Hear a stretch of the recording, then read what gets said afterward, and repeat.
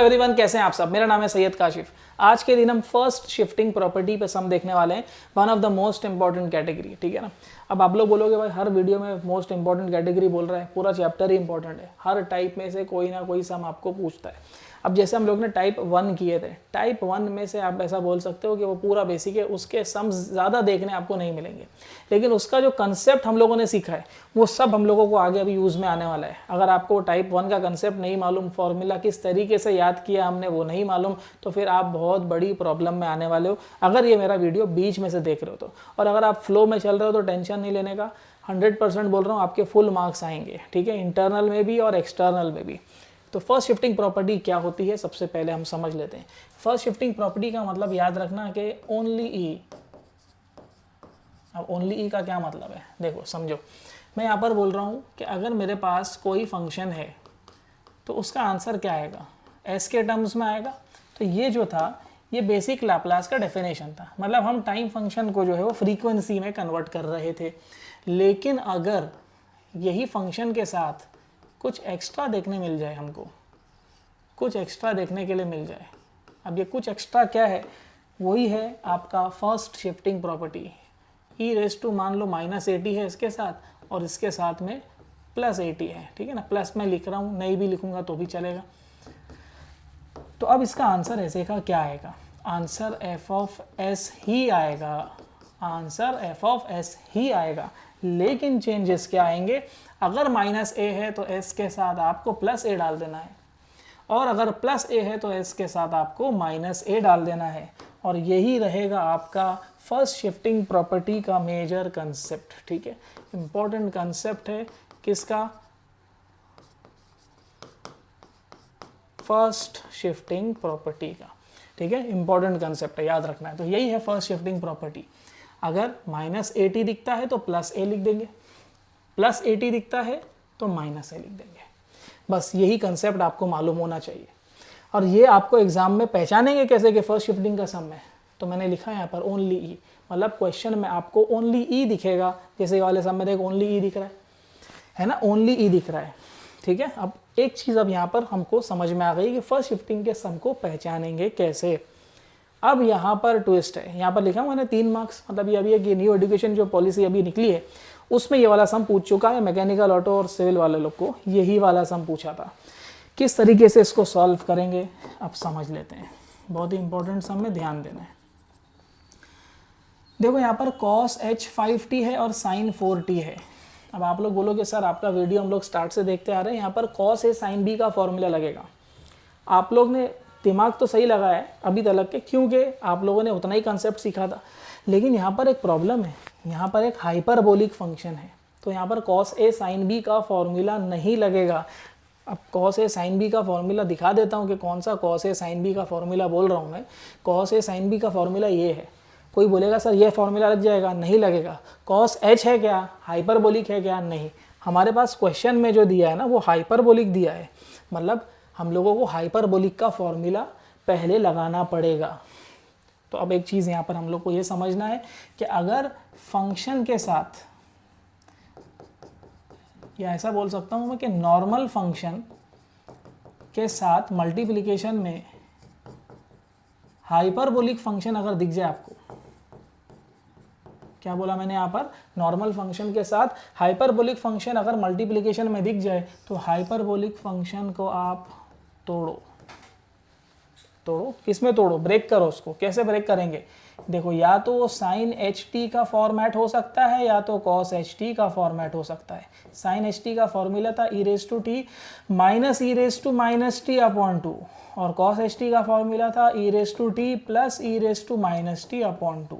मतलब जब कुछ ऐसा फॉर्मेट आपको देखने मिलेगा तो हम हाइपरबोलिक को तोड़ेंगे। किस तरीके से तोड़ सकते हैं, इन 2 तरीके से तोड़ सकते हैं। sin h दिखा तो ऐसा फॉर्मूला, cos h दिखा तो ये वाला फॉर्मूला। क्लियर हो गई बात, ठीक है।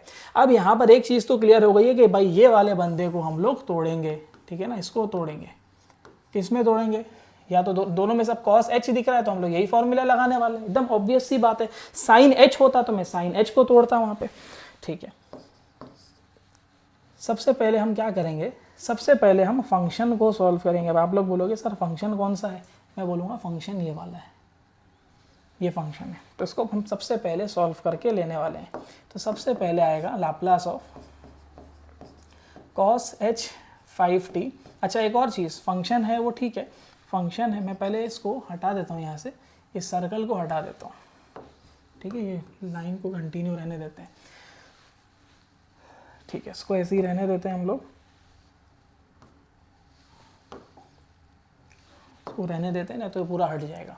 तो अब एक काम करते हैं, सबसे पहले जैसा दिख रहा है मैं वैसे ही लिख देता हूँ, e raise to minus 3t cos h 5t है ना, cos h 5t और sin 4t।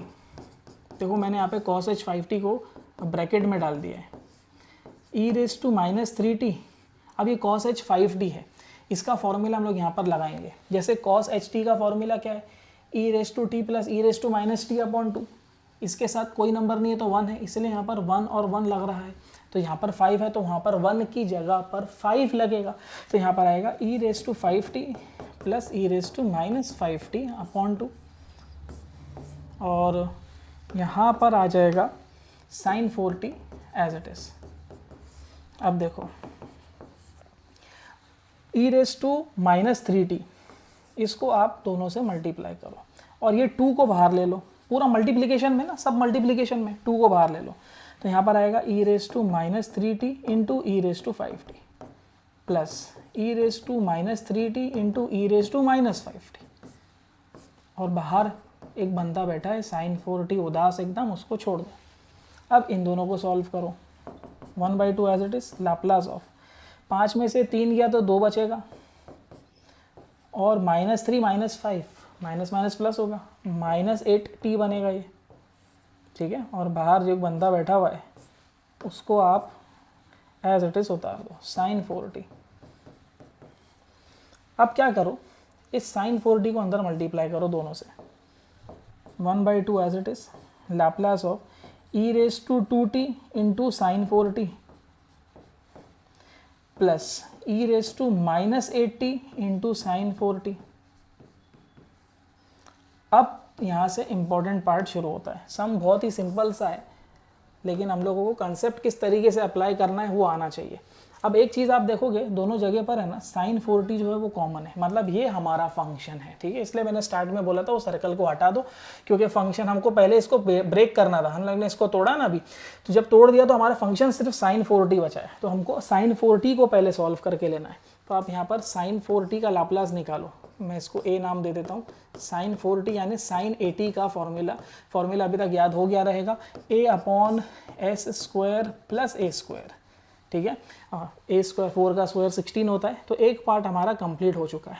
अब इसको मैं यहाँ पुट करता हूँ, देखो हम लोग यहाँ पर फर्स्ट शिफ्टिंग प्रॉपर्टी समझ रहे हैं, ध्यान देना, एकदम आराम से बता रहा हूँ, 1/2 as it is, bracket open करो, लाप्लास ले रहे हैं, sin 4t का लाप्लास क्या आया है, 4 अपॉन एस स्क्वायर प्लस 16, और दूसरे वाले में भी sin 4t है तो फिर से 4 अपॉन एस स्क्वायर प्लस 16। अब ध्यान दो, +2 दिख रहा है, e रेज़ टू +2, जब प्लस आएगा तो s के जगह पर जहाँ s है उसके साथ -a जोड़ देंगे, मतलब यहाँ +2 है तो यहाँ पर आ जाएगा -2, समझ रहा है, +2 था तो s के साथ -2 आ गया, और यहाँ पर क्या है, -8, क्या है यहाँ पर -8 है, जब -8 है तो दूसरे वाले के साथ में आ जाएगा +8, मतलब यहाँ पर आपने क्या कर दिया, आपने फर्स्ट शिफ्टिंग प्रॉपर्टी अप्लाई कर दी, फर्स्ट शिफ्टिंग प्रॉपर्टी आपने अप्लाई कर दी। किस तरीके से अप्लाई की, मेरे हिसाब से वो समझ में आ गया रहेगा, ठीक है। हम लोगों ने क्या किया, पहले sin 4t का लाप्लास निकाल लिया इंडिविजुअली, उसको साइड में रख दिया। अब हमने क्या किया, वापस से इक्वेशन 1 को उठाया, और इक्वेशन 1 में जो हमने sin 4t का लाप्लास निकाला था वो लाप्लास हमने उतार के लिख दिया, एज इट इज़, जैसा दिख रहा था वैसे ही लिख दिया। अब यहाँ पर +2 था तो हमने -2 कर दिया, और -8 था तो +8 कर दिया, काम खत्म हो गया। समझ में आया, सिंपल सा काम है, कुछ भी यहाँ पर डिफिकल्ट काम नहीं करना है। यहाँ पर आंसर अपना कंप्लीट हो रहा है, एक स्टेप बस और लिखना है, 1/2 एज इट इज़, 4 अपॉन ये a minus B the whole square का फॉर्मूला है, तो यहाँ पर आएगा a square minus 2a B बराबर ना, ए और ये बी, तो 2 2 से यहाँ पर आएगा 4s प्लस बी स्क्वायर, तो 2 का स्क्वायर बनेगा 4, 4 प्लस 16 बनेगा 20। ठीक है, एक पार्ट हो गया हमारा। Plus 4 upon S plus 8 the whole square, यानी यहाँ पर भी A plus B the whole square का फॉर्मूला लगेगा, ए स्क्वायर प्लस 2ab बराबर 2ab, तो 8 2 ज़ा 16s प्लस बी स्क्वायर, 8 का स्क्वायर होगा 64, 64 प्लस 16 होगा 80, और ये रहेगा आपका फाइनल आंसर। ठीक है, फर्स्ट शिफ्टिंग प्रॉपर्टी में बस इतना आप लोग को कंसेप्ट समझना था कि फर्स्ट शिफ्टिंग प्रॉपर्टी का सम में आपको सिर्फ ई पहचानना है। आपने सिर्फ उसमें ई देख लिया, मतलब आपको टाइप समझ में आ गया, और फिर बाकी का काम तो आप लोगों को मैंने डिटेल में समझाया हुआ है। ठीक है, समझ में आया है तो pause the video to note down.